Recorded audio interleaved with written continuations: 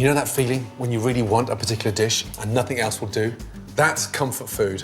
My ultimate comforting lunch has to be fish with peas. I've loved it ever since I was a kid, and to make it even more delicious, I've given it a few modern tweaks. For my ultimate fish, I'm doing the best, crunchiest, lightest batter imaginable with a hint of ginger. To go with it, chili minted mushy peas. In order to make sure that the batter stays nice and crispy and the fish stays nice and firm, the secret is to season the fish. Salt and pepper. That will draw out the moisture and that will keep the fish really nice and firm. Put it in the fridge for around 10 minutes to let the seasoning work its magic.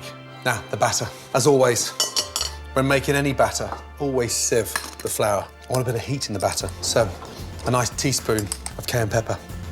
Season the flour, salt and pepper.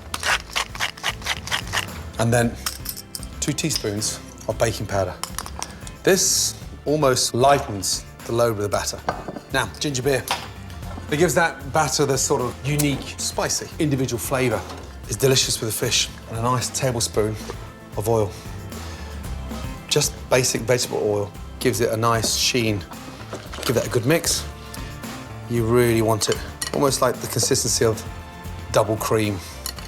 Too thin, and the batter runs off, especially when it hits the fryer. Too thick, and it actually prevents the fish from getting cooked. So you've got to get it to just that sort of double cream texture. Let it rest for as long as possible to give you an even textured batter. Now, the season should have worked its magic and drawn out the excess moisture from the fish. So it's on to the next stage. Fish has gone slightly firmer. Perfect for frying. Start by coating the fish in flour seasoned with pepper.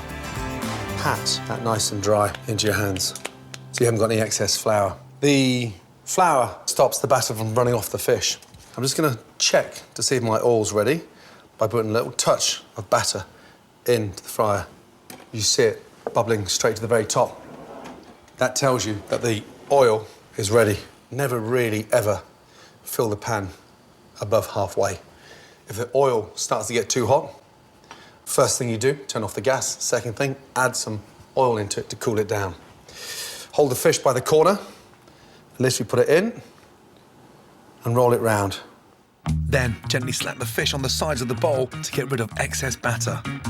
Now, in and lay away. And just gently drop it in. Twist your pan. That stops it from sticking at the bottom. Oil should be gently sort of bubbling away. But notice as we're frying the fish, there's no spitting of any water from the fish. Fry the fish for 3 to 5 minutes, gently turning halfway through. Once the batter's golden and crisp, it's ready.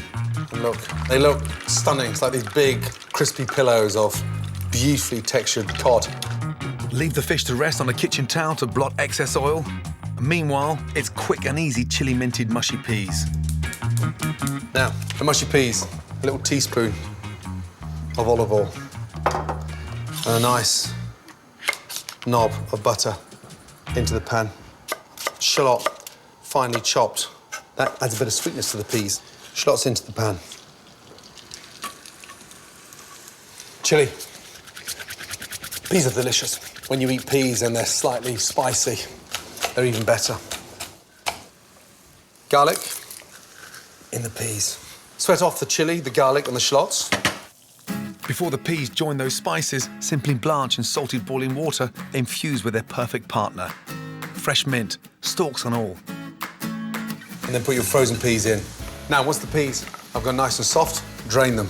Now take off the stalks and then add your peas to the shallots.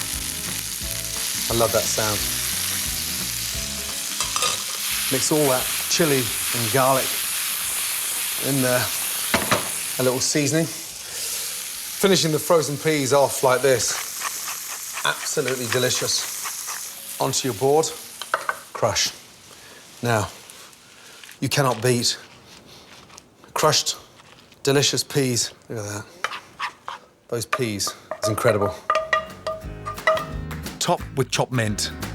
Chili minted mushy peas, so simple and perfect with easy ginger beer battered fish.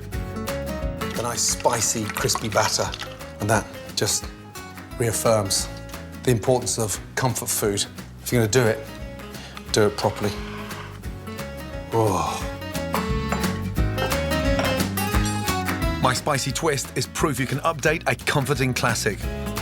And the best way to eat this is with crispy buttered sauté potatoes cooked with garlic, rosemary and thyme, to take this happy food to a whole new level.